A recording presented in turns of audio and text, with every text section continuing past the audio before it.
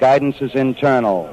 Ignition sequence starts. 5, 4, 3, 2, 1, 0. All engine running. Liftoff. We have a liftoff.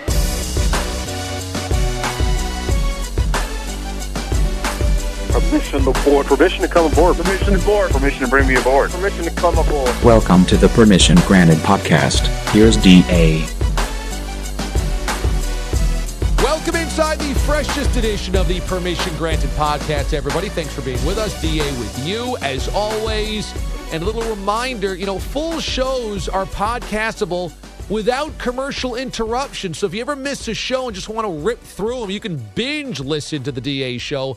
It's on this very same iTunes and SoundCloud feed. Just go to iTunes or SoundCloud and search the DA show CBS Sports. I also tweet them out and put them on Facebook as well, so you can easily find them there. Twitter, DA on CBS, Facebook, facebook.com/The DA Show. Mraz will join me in a little bit, but happy to have on our next guest, comedian Dan Levy. Really funny guy. He's done work for Comedy Central, comedycentral.com. He's done a ton of stand-up work as well, and Dan joins us here on the show. Dan, how are you? I am good. Thanks for having me. Yeah, man, anytime. Thanks for joining us. When you're down in Atlanta, the Hawks might still be playing in the postseason. We shall see how they do here against Washington. Have you caught any of the NBA playoffs?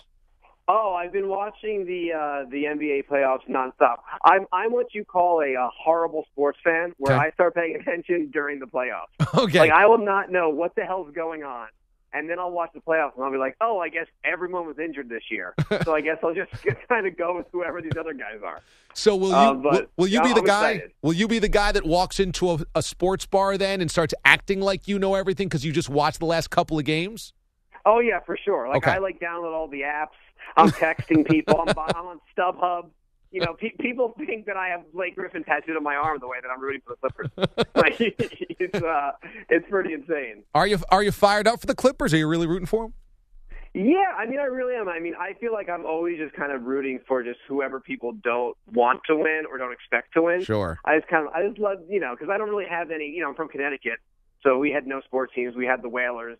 And now we are just back to squirrels and white people. So yeah, right. I need some team. And I live in LA now. So now I'm just going for the Clippers. The mean streets of Stamford, Connecticut. The hardcore, tough streets. I was shot at. I was stabbed. I lived a hard life in the 06905. I saw that you had referenced the tattoos on some of these NBA players. It is quite the explosion of color on the court. It's kind of insane. I just don't understand. Does every NBA player go into a tattoo store and go, hey, I'm looking for the worst possible tattoo that you could do, and could you put it on my neck and get close to my chin? Right. Thank you. I'm out of here. Can we figure out a way to squeeze as much in a really small area on the body as possible, preferably where it's visible for everybody? It's crazy. I actually met a guy one time who had a neck tattoo that said Hopeless Dope Fiend, and I started talking to him, and he was like, hey, I used to do heroin. And I was like, yeah, I know. I read your neck. I saw your reference, the Mayweather-Pacquiao fight. Were you trying to get into that thing? No, I don't. I can't get those guys. Trust me, I can't get in the ring with anyone, but I just was not interested in guys close to 40 hitting each other. I feel like you could see that at a country club. I just felt like a bunch of really rich guys hitting each other, and it happened when it doesn't happen. It was like went on for a long. I was literally I was driving home from Foxwoods doing a show, and I was listening to the play-by-play, and literally the announcer, because they couldn't play it on the radio, so the announcer was kind of being the announcer for the pay-per-view or whatever. Right. And the guy was literally like, yeah, this is boring. Yeah, this is pretty boring. Yeah, I guess Mayweather's going to win. Yeah, still pretty boring. So yeah. I'm glad I didn't get that into it. That's what everybody got $100 worth of. Just, this is pretty boring. Yeah, just boring. If you're going to be bored, just put on HGTV. That's what I do. I'm obsessed right now with House Hunters. You watch that show? No, you're obsessed though with House Hunters. I know of it. I'm obsessed because I don't understand how these couples are supposed to find a house if they can't find a spouse.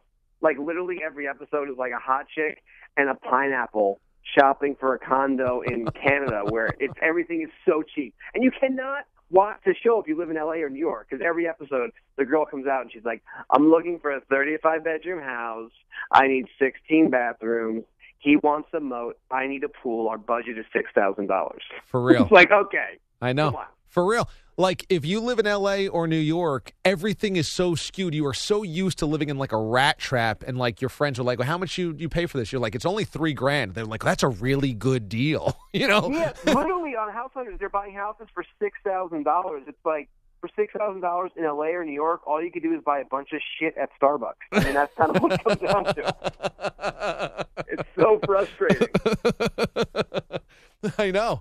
It's not good. So, you know, speaking of your Twitter feed, really funny stuff there. But I wonder, like, in today's comedy kind of atmosphere, how do you use it? Like, you don't want to give away your best material on Twitter, right? Or do you use it to workshop stuff? Yeah, I mean, I use Twitter. You know, I'm not like my stand-up act isn't one-liners, so it doesn't really affect my my live shows.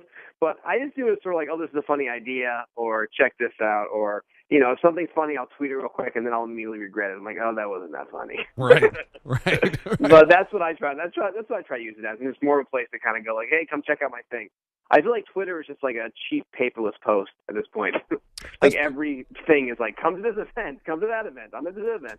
It's true. It's just like one long 140 character promotion for what everybody is doing. Exactly, yeah. But some comedians do use it to, like, work on material, and that kind of, I thought, was interesting because I guess you have an instant audience where maybe 10 years ago you wouldn't have that ability to do it. Yeah, I mean, I guess in a way, like, if something really hits on Twitter, I'll, like, go, oh, maybe this could be a bit, and then I'll sort of, like, work it out into something, you know, but, you know, that's rare. Because a lot of times, like, this is like a funny Twitter joke, and I'll just move off of it. Right.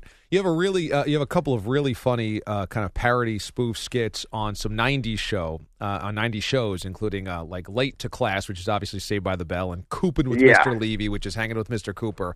I wonder, so were you kind of reared and raised on the mean streets of Stanford, loving, like, you know, 90s family sitcoms? Absolutely. I mean, Mr. Belvedere, Growing Pains, Family Matters, Full House, Saved by the Bell. That's all I watched. Yeah. So when Comedy Central gave us the opportunity with me and the director Payman Ben to, you know, make fun of these shows, we jumped at the opportunity. So I'm a big fan of. I actually, out of all those things, my favorite thing is probably the Mr. Cooper one. I think the tagline was, "I got to move. It makes no sense." So we went and into it. It was awesome that you got to wear a 1992 tracksuit. Oh, that was the best part. You know, I collect sneakers. So my favorite thing about that whole series, if you look closely, is me wearing all of, like, Agassiz and the Jordan 5s and everything. How many sneakers do you have? I have probably like 130 pairs of sneakers. Wow. Yeah. And then a lot of shoes. So do you have certain pairs that you just won't wear, that you just kind of look at and you put on the wall?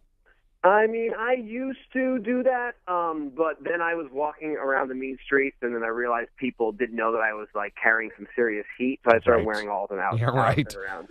That makes sense. I mean, I really like the probably the Air Jordan 5 Grapes are my favorite my favorite sneaker.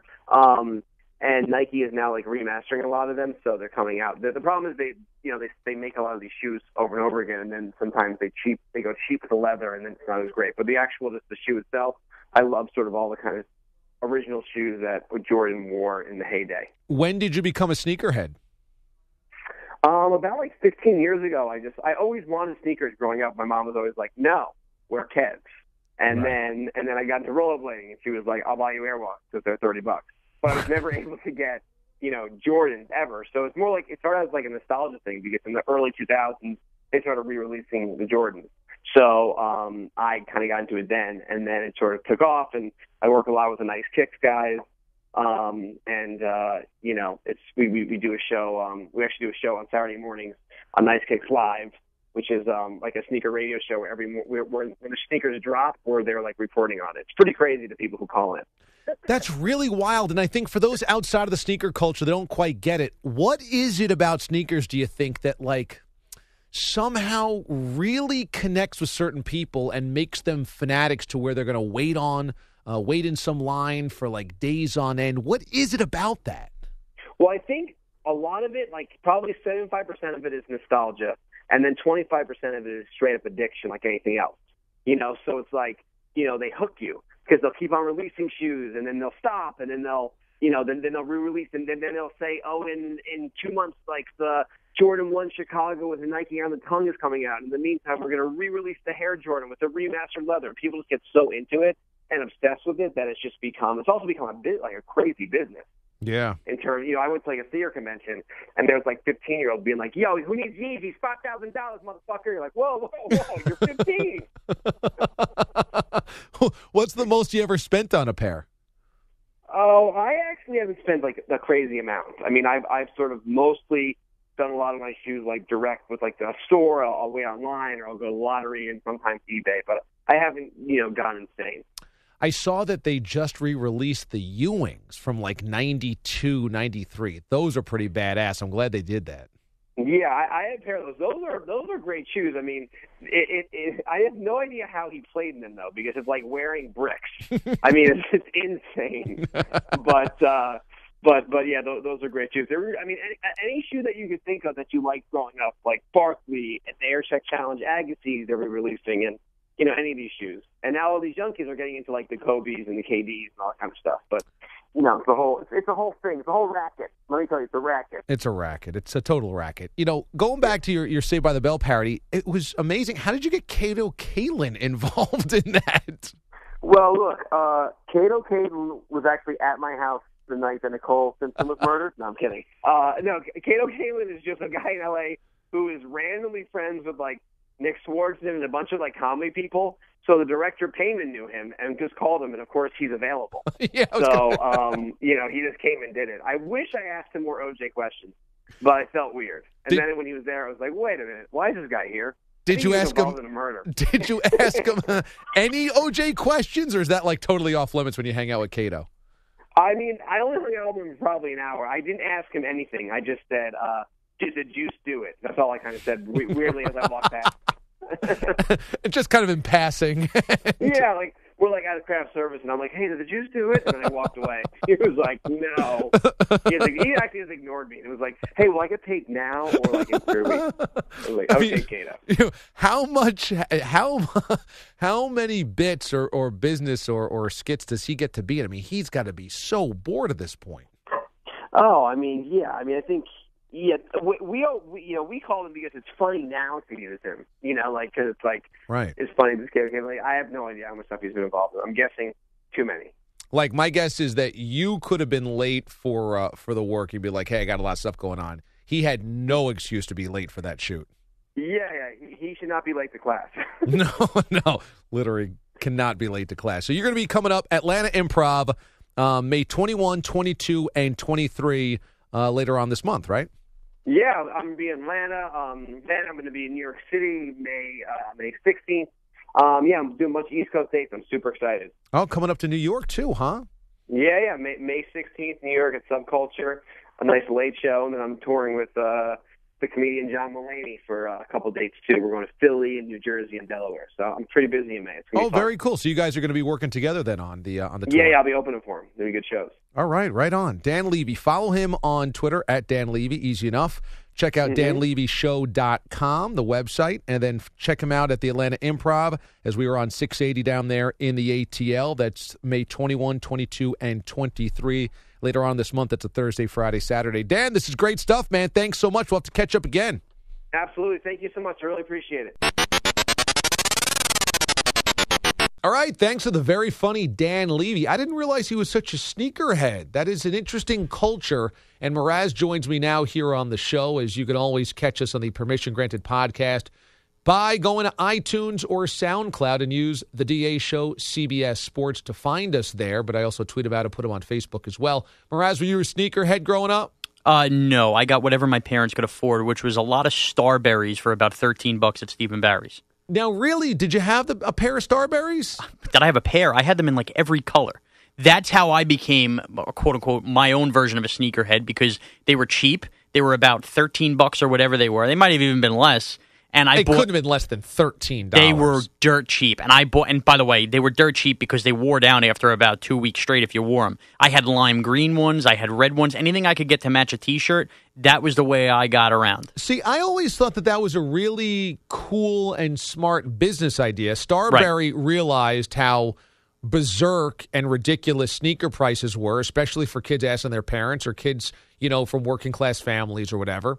And, you go a million places in America where there's not a ton of money, but kids want fancy sneakers. Of course. So I just thought it was the worst thing in the world that these sneakers go for $150. Right, especially if you get like white ones, you scuff them up once, and then you're like, oh, man, these are like ruined now. And especially since you're not supposed to just buy one pair of sneakers until they wear out. If you are part of the sneaker culture, it's like you got to have a pair of Jordans and a pair of Kobe's and 100%. a pair of LeBrons. When I was growing up, I wasn't into basketball sneakers. I was more into like cross trainers or whatnot. So like typical, right? I would never typical for me or typical for no, typical for you. You're a little bit of a nerd, but we get it. What's the difference between cross trainers defining a nerd and you couldn't play basketball, I know that. Yeah, but I still wore basketball sneakers. In Long Island, there was a line drawn. You either wore basketball sneakers and you were cool, you wore cross trainers and you were a nerd. Yeah, you were a little heavy set, so you needed more support on the ankles. I always went the ankle. I was more of a runner. There was nothing worse than Christmas morning opening up like the new pair of sneakers I'd have for the next couple months, and they were, the low-cut ones without that ankle support. There's no question. I like to use heavy set there. That's a word that doesn't get used enough. Well, I had run track in middle school and then go into high school and played soccer, and so unfortunately, a little tennis, and I'm not happy about my tennis career because that is so elite, but I was terrible at it. But anyway, yeah, so I just always thought it was the worst. So, like, I would ask for a pair of sneakers that were maybe $30 or $40. Right. 40, 45 was the top end of what my mom or dad was going to pay. So I always thought $100, I'll never get a $100 pair of sneakers. So I don't understand why the Starberries didn't kind of create a movement of getting cheap sneakers in there. I'm telling you why. Because I probably owned 75% of the type of Starberries ever made. I am telling you, they wore down to the point where like you felt like you were walking on rocks. If you had them, if you wore them like, okay, but let's say you wore them 28 straight days, like to school, like that's a whole month. By the end of that month, I mean, your dogs were tired. Well, maybe you were putting added stress on those sneakers. Well, you're probably right. But the same doesn't happen with my Reeboks or my Nikes. Well, the funny thing, though, is that it can't cost $150 to make a decent pair of sneakers if other ones cost $30. Of course not. So you'd think there'd be another basketball star that'd be like, yeah, well, you know what? My sneakers need to be $95. I think Shaq tried that, too, and failed. $35. You remember Shaq? Shaq tried that? I remember Shaq, obviously. Right. I think Shaq tried that, and I think he had a deal with Kmart, if I remember correctly. Oh, and he tried wheeling out his shoes at Kmart. And I think it was the same thing, man. Everybody bought in early, and then within a month of people wearing them, like basically kids had shin splints at that point. I'm anti this because these are all guys that come from lower class or middle class or working class households, and they should know it's obscene to spend that much money on sneakers, especially if you have multiple kids. Of course it is. Of course it is. And then you have, of course, if you're trying to make the basketball team or something like that, and there's a kid, there was always that one kid in town from the rich. He had all the nice stuff, and then you felt like he had an edge on you on making the team because you're sitting there basically playing in Pumas and cheap Pumas at that. And it stinks. The sneaker prices stink. They stink, but you're telling me that the Starberries also stunk. Yeah, I loved them. Don't get me wrong. I probably still have a few put away, but boy, they did not hold. So we've got Planet Steve-O running this ship as executive producer coming up here next week. You're going to be out having a redo of your honeymoon. Did the honeymoon go that badly? Everything that could go wrong with the trip went wrong, so we're very happy to redo it.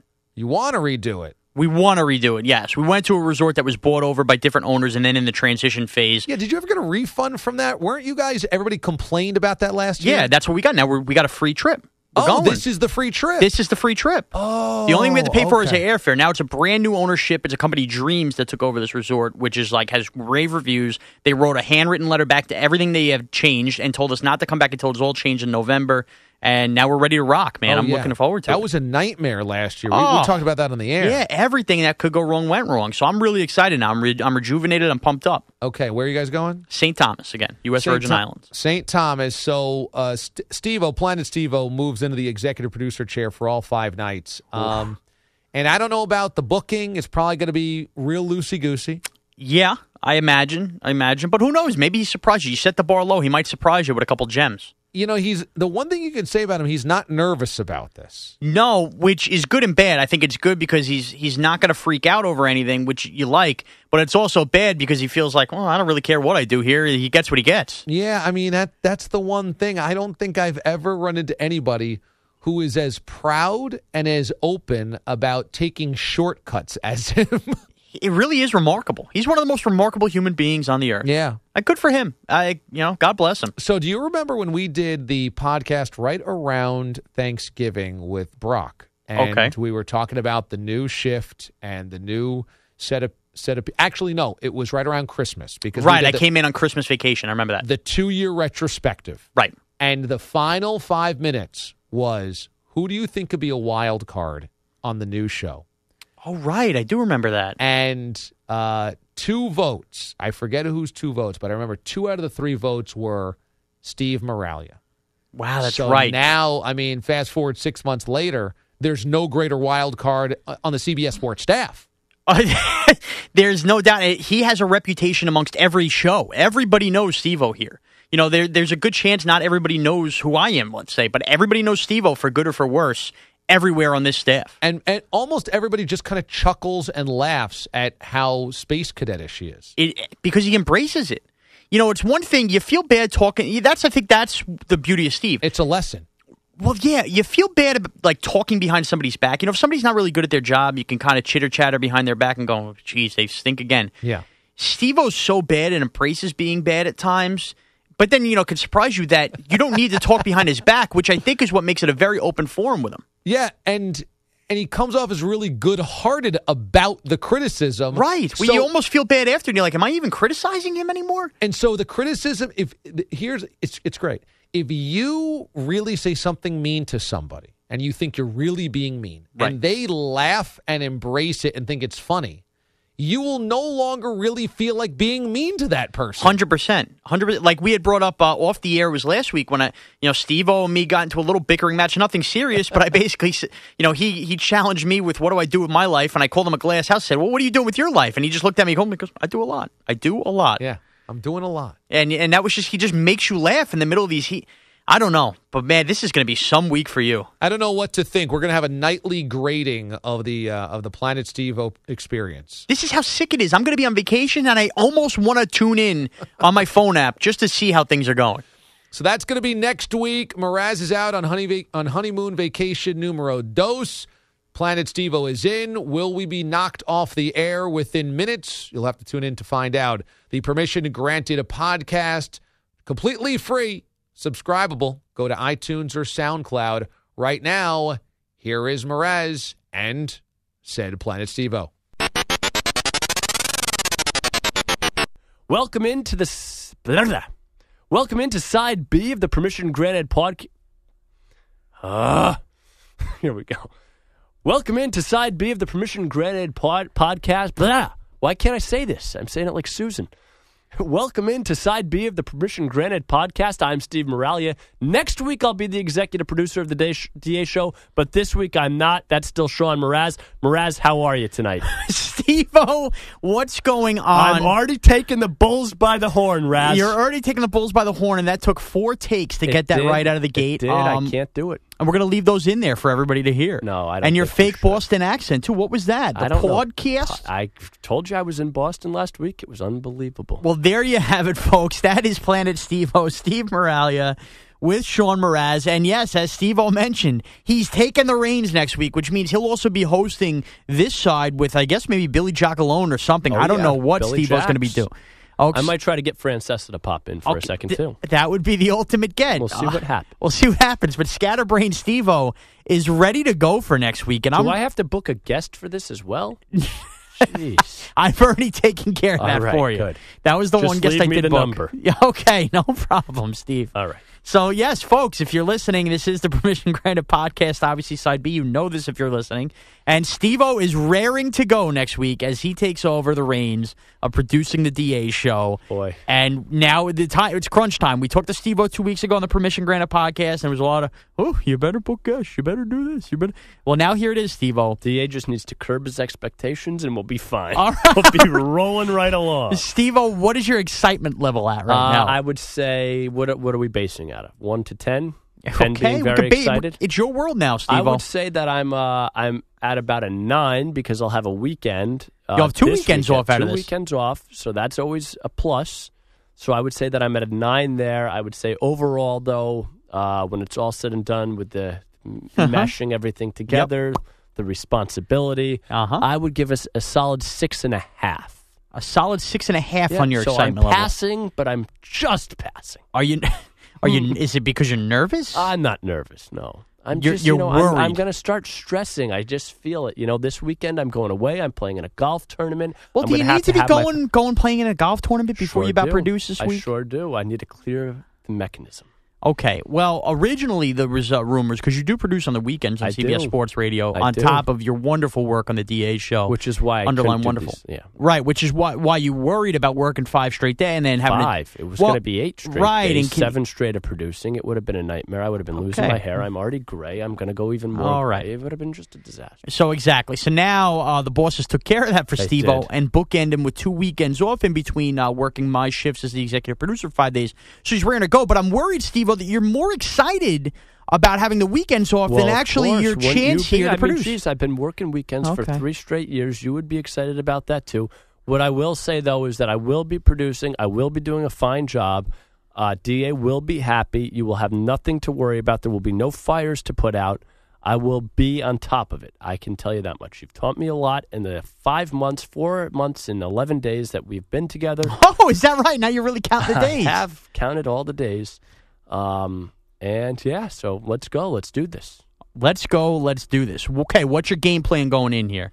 Game plan going in is to keep calm and chive on.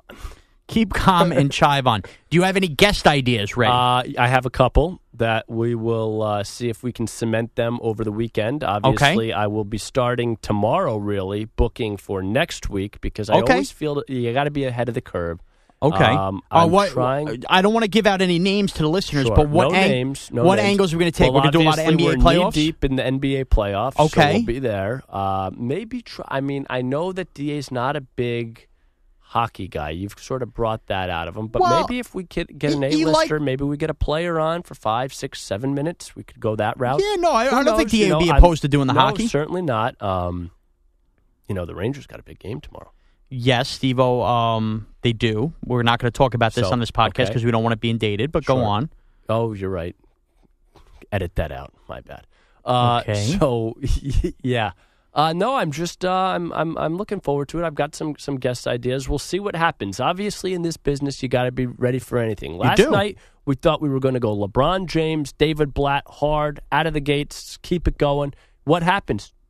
10 minutes before we go on the air, 20 minutes before we go on the air, the Tom Brady suspension comes down. We have to things break in this, Things Steve-O. break. You got to be on your toes. You got to be ready. I'm going to be there, waiting for that stuff to happen. Well, doesn't happen. I'll have some backup plans. I'll be prepared. But you always got to be on your toes. Okay, I wouldn't be banking on anything happening 10 minutes before the show. Now, it's very rare that happens. And it happened, yes, with the Tom Brady suspension. Yeah, sure. You should be prepared, but I wouldn't bank on that. I would have some guest ideas locked up. Yep. So you're going to be... Well, we'll have the guest list will be locked up, but, sometimes you just have to change course. Now, it appears on the show that we're going to do a nightly grading Planet Steve-O's week on the Mothership. Gosh. Are you worried that... put it this way. Will Monday and Tuesday, if you get rough grades, will that wear on you as the rest of the week goes? Well, listen, Monday, let's be straightforward here. Monday, it's going to be a throwaway. Oh, we're throwing one away. It's your fifth starter. You're going to the mine. It's not. You're hoping you outscore the other team. We're not. Yeah, in a sense, we're trying to put up more runs. You're right. Okay, because we got the Schneid in there, and the Schneid doesn't know the show, so I'm going to be also doing everything plus the Wheels of Steel that night. The Schneid is going to be on the phones and the podcasting. Oh, is that right? Yeah, I had to make that call. Okay. You know what, though? I like this, Steve. Well, that's a bit of a leadership role for you. Well, I have to do that because, I can't be telling him exactly what needs to happen. As you know, I still ask you every night, are we doing the Mothership? Are we doing this? Are we doing that? So you'd rather ask yourself that and just bounce everything off yourself and just have him screen the phone calls and be a helping hand? And take care of the podcasting. So I'm going to explain to him before the show how to do that. I'm planning on having all the sound checks. So he's going to do my portion of the podcast. He's going to do your portion and my portion of the podcast. So you're sticking him with all the podcasting. All the podcasting he's got to do. He's got to take care of that. I can't be having that on my plate the first day. The second What about day, the epic fail, though? The epic fail is tough to do I'll if be you're on the taken board. care of. Obviously, he'll slide over during a commercial Oh, break. okay. So he's going to be like when you do the double switch as a baseball manager later on. Yeah, late innings, he's going to come in for defense. He'll come. No, well, late innings, he'll be doing when I'm doing the epic fail. I'll make sure it's a segment where we don't have anything crazy going on. And for those who are having a tough time following along, when you hear the epic fail at the end, we've explained this before.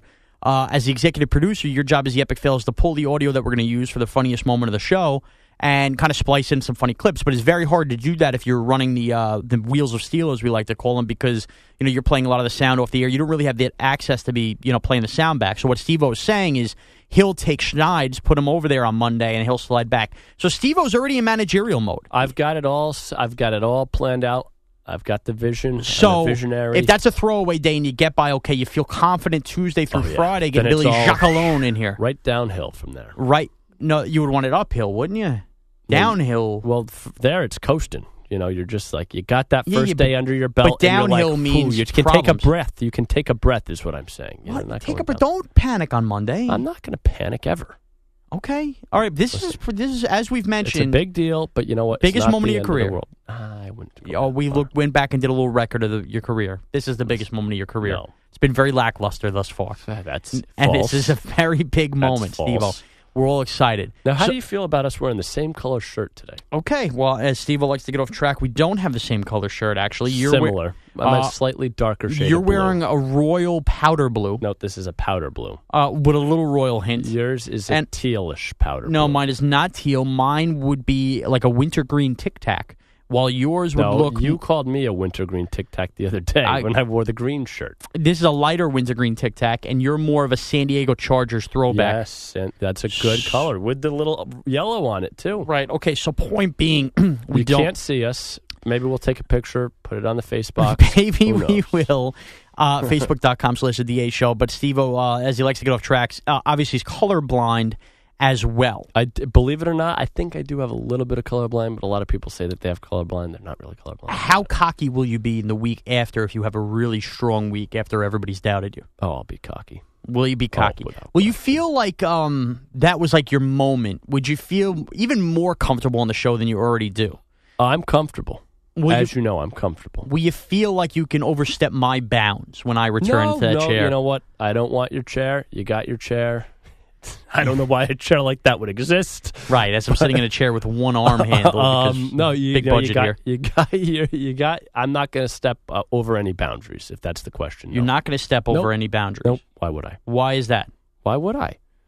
But you may want to. No, I wouldn't want to. Why not? Because I don't need to. But you could need to. I could. It's an option. It is an option. I won't do that. Okay. I'm not going after anybody's job. Do you know what you're doing with the topic list for the show? I do. Okay.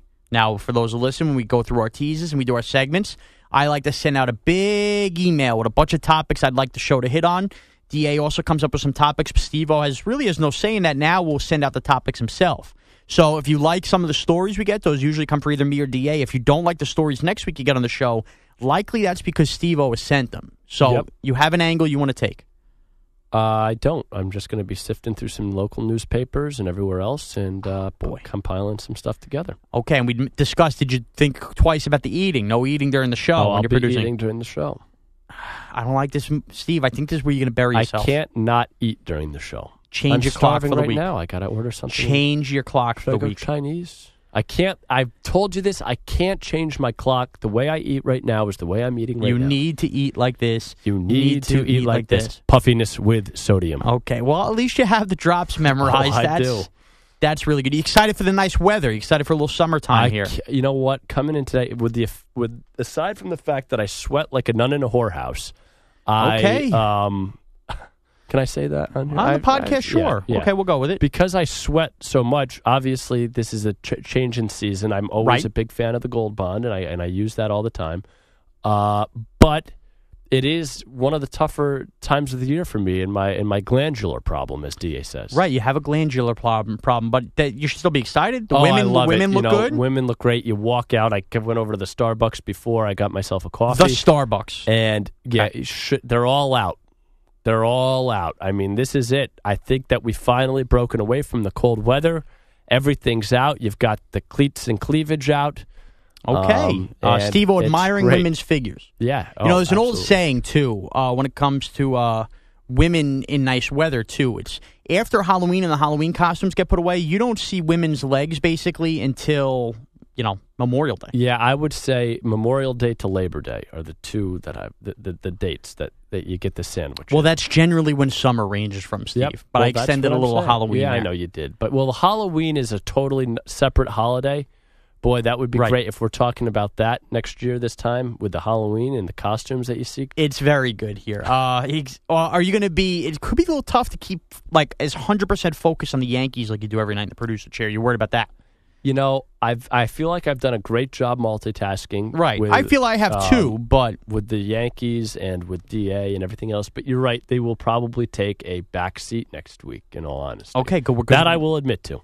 Okay, all right, that's good. So you know what, Steve? I like your approach. Sure. I like your attitude, and I think we're going to be leaving the mothership in good hands with you. And I hope the listeners do too. Yeah, absolutely. All right. I look forward to this next week. I will be in for Sean. I will be starting the Permission Granted podcast. I will have Billy Jacques and Mike Francesa as my guests. So stay tuned for that. This is the DA show. You can follow DA on Twitter, DA on CBS. Right. You can follow Mraz on Twitter, Mraz on CBS. No, it's just Mraz CBS. Oh, sorry, Mraz CBS. And you can't follow me on Twitter because I am anti-Twitter. Even though I have a Twitter, nobody knows my handle. I just follow people like Mraz and see what he tweets out. Is that right? That's right.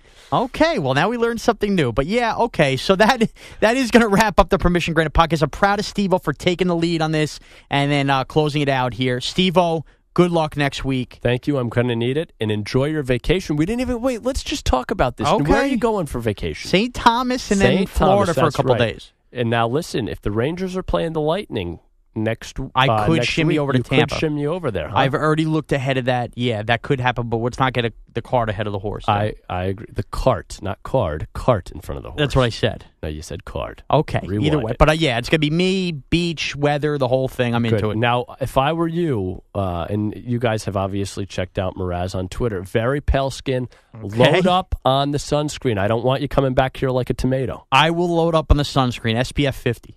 50. Yeah. And I got to go snorkeling, too. Big snorkeler. Wow, look at that. All right. Now, see, I have the nice olive color Italian No, complexion. I don't have the olive. I have the pinkish hue. I think about the sun and I tan. I don't. I get very red, but I'll get tan. I will. This will be a big tanning week for me. Well, we'll see you in a couple weeks, Mraz. Thanks as always, and we'll see you. All right, Steve-O. Take care. That'll wrap it up for the Permission Granted podcast. You guys can check us out on youtube.com/The DA Show, SoundCloud.com, and iTunes. Just search the DA Show, CBS Sports. And like Steve-O pointed out, our Twitter handles. Well, thank you. I hope you guys just hang in there and live through the DA Show next week because it could be a little rough, but hopefully it's not. Take care, everybody.